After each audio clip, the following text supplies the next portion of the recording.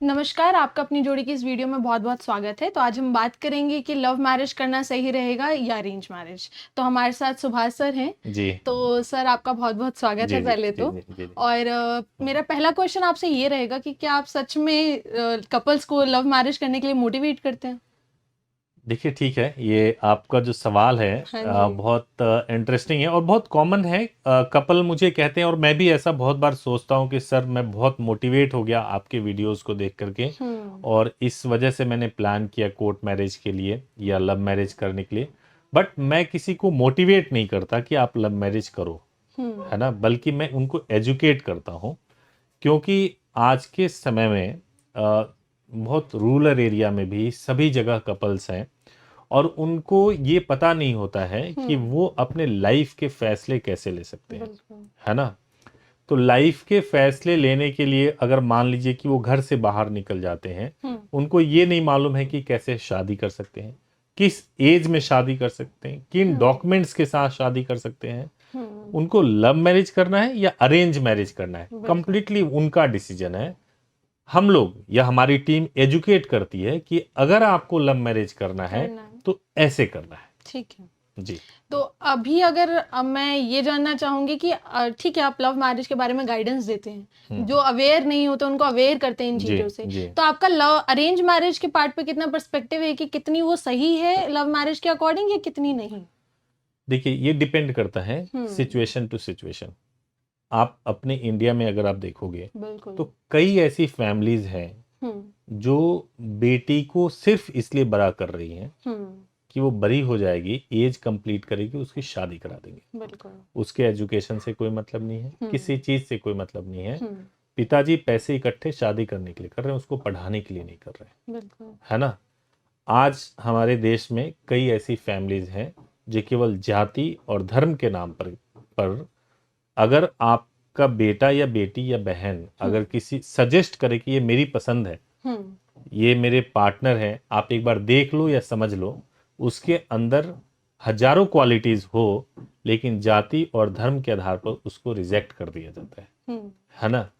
तो ऐसा तो है नहीं कि आप सेम कास्ट में या धर्म में शादी करते हो तो वो रिश्ते बहुत अच्छे चलते हैं, वो भी बिल्कुल। फैमिली कोर्ट के सामने आते हैं, उनमें भी अनेक तरीके की क्रुएलिटी और अत्याचार दिखाई देते। हम्म, तो हमारा तो मतलब मेरा पर्सनल प्रोस्पेक्टिव ये है कि अरेंज है या लव है ये मैटर नहीं करता। हम्म, मैटर ये करता है कि जिसके साथ आपको शादी करनी है, करनी है, क्या आपने सोच समझ के डिसीजन लिया है कि नहीं लिया है। बिल्कुल। लाइफ टाइम का ये डिसीजन है, एक ही बार डिसीजन लेना होता है। हम्म, क्या आपने उस हिसाब से डिसीजन लिया है या नहीं लिया है, हम्म, या केवल आपको प्यार हो गया है और आप शादी के लिए निकल गए। निकल ऐसा नहीं होना चाहिए। या बिल्कुल। फिर पेरेंट्स ने बता दिया कि इस लड़की या लड़के से शादी शादी करो करनी है तो और आपने आप कर ली।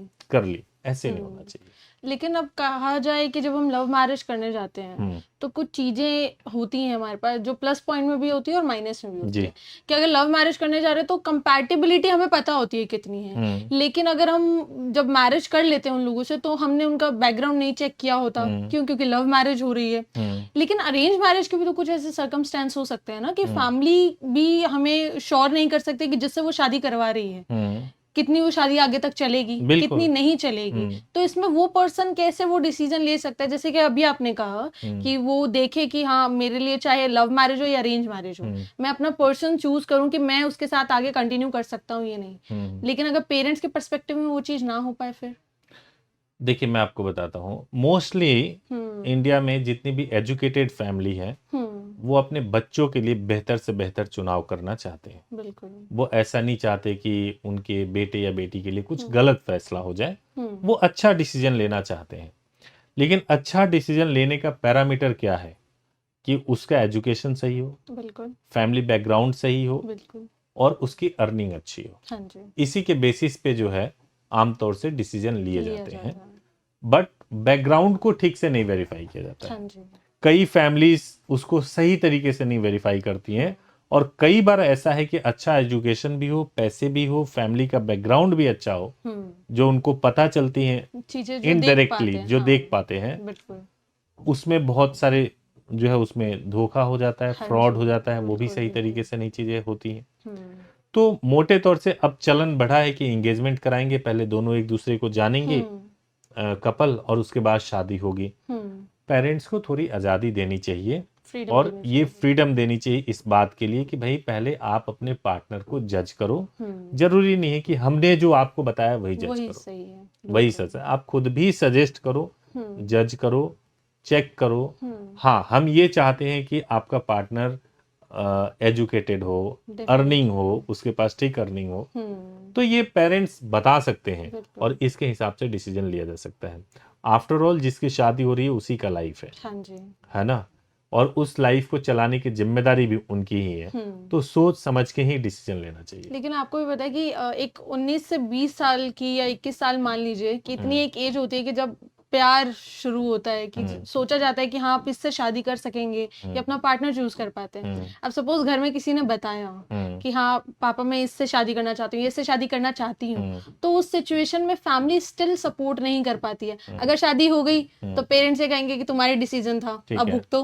अगर उनकी मान ली तब अपनी शादी में भी कहते हैं कि किसी तरीके से मैनेज करो, अरेंज करो, तो वो चीजें कैसे सॉर्ट करें? देखिए मैं आपको बताता हूँ, मान लीजिए कि आपकी उम्र 19-20 साल की है और आपकी शादी हो रही है, तो यहाँ पेरेंट्स पहली गलती यही कर रहे हैं कि इतने कम उम्र में शादी करा रहे, इससे बेहतर है शादी मत करो और इंतजार करो कि सही एज पे आओ, अपने एजुकेशन को पूरा करो और फिर शादी करो। तो ये एज ही गलत है शादी करने की, पहली बात तो ये है। दूसरी बात यह है कि अब 19-20 साल में मान लो कि आपको किसी से प्यार है और वो आपको अपने पेरेंट्स को बताना है। हाँ। अब देखो, कपल अगर ऐसे सोचे कि मैं तो एमएससी हूं, मैंने ग्रेजुएशन किया और मेरी बहुत अच्छी मतलब ठीक ठाक मैंने पढ़ाई कर ली है, लेकिन जो लड़का है वो 10th पास है, बिल्कुल। और ये प्रपोजल ले जाके अगर आप अपने पेरेंट्स के सामने दोगे कि वो मुझे बहुत प्यार करता है, मुझे हंसाता है, मुझे घुमाता है, तो क्या पेरेंट्स एग्री करेंगे? डेफिनेटली नहीं करेंगे। तो आपको भी अपना कॉमन सेंस यूज करना पड़ेगा ना, कि जो आपको मिला है उससे बेहतर में आपको जाना है, बिल्कुल। तो उससे बेहतर की तलाश करो या पेरेंट्स को तलाश करने दो, है ना। और ये अगर सही चॉइस होगी तो पेरेंट्स क्या बोलेंगे 19 साल के एज में, जब आप बताओगे कि ठीक है आप अपने एजुकेशन को पूरा करो, आप और 2-3 साल जो है आप टाइम दो पढ़ाई को, उसके बाद से देखते हैं, तो आपके कंसेप्ट में अगर मैं ये पूछना चाहूँ कि अगर लव को अरेंज करा के करना चाहें मैरिज, तो कहीं तक सपोर्टेबल रहेगा ये? बिल्कुल 100% हो सकता है लव को अरेंज करा के।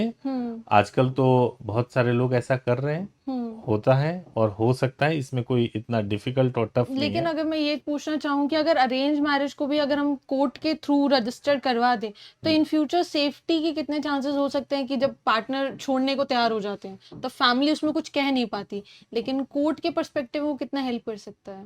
देखो, अगर अरेंज मैरिज चाहे अरेंज हो या लव मैरिज, उसको कोर्ट में रजिस्टर्ड कराना ही कराना चाहिए। उसके बहुत सारे कंसिक्वेंसेस होते हैं अगर नहीं अरेंज उसको कराया जाता है, वो बाद में आपको मालूम चलेगा।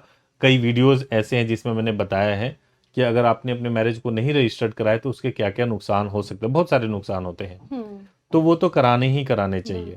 डिसीजन है, एक इंपॉर्टेंट मुद्दा हमारे सामने है कि लव मैरिज अच्छा है या अरेंज मैरिज अच्छा है, जिस पे हम बेसिकली बात कर रहे हैं। अगर मैं पॉइंट वाइज बताऊं, लव मैरिज करोगे थोड़ी रेस्पेक्ट कम मिलेगी फैमिली में, है ना। लव मैरिज कर रहे हो तो मालूम नहीं कि फाइनेंशियली क्या कंडीशन है, किस तरीके का कंडीशन होगा, आपको नहीं मालूम है। पेरेंट्स का सपोर्ट आपको कम मिलेगा, ये आपको देखना है कि पेरेंट्स उस तरीके से नहीं सपोर्ट करेंगे, ठीक है।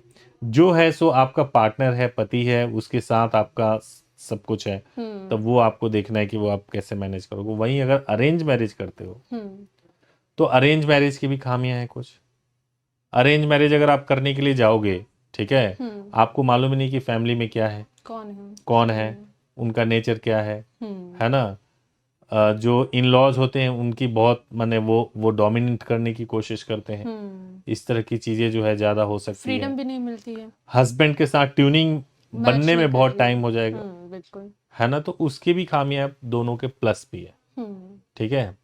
डिसीजन करना है आपको अपने सिचुएशन के हिसाब से। हमारे पास कई सारे कपल आते हैं जो कि कम एज में, यानी कि 18 साल या 19 साल में शादी कर रहे हैं, वहाँ पे एजुकेशन नहीं हो सकता ज़्यादा, प्यार है, करना है, उनके सिचुएशन बिल्कुल अलग होते हैं। अलग होता है, एक पढ़े लिखे लोग हैं, उनका सिचुएशन बिल्कुल बिल्कुल अलग अलग होता होता है।